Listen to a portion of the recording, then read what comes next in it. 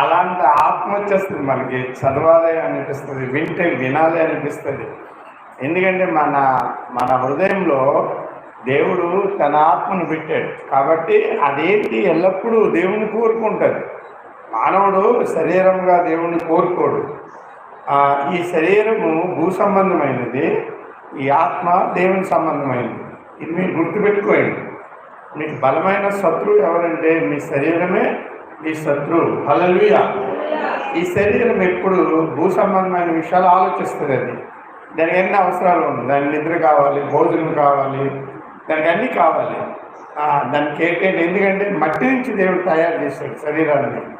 మట్టి నుంచి తయారు చేసినప్పుడు ఆ మట్టి నుంచి వచ్చిన స్వభావం శరీరంలో ఉంటుంది. కాబట్టి మంచి మంచి భోజనాలు తినాలని శరీరంకి కోరికలు ఉంటాయి. కాబట్టి అది భూ సంబంధమైన విషయాన్ని ఆలోచిస్తుంది.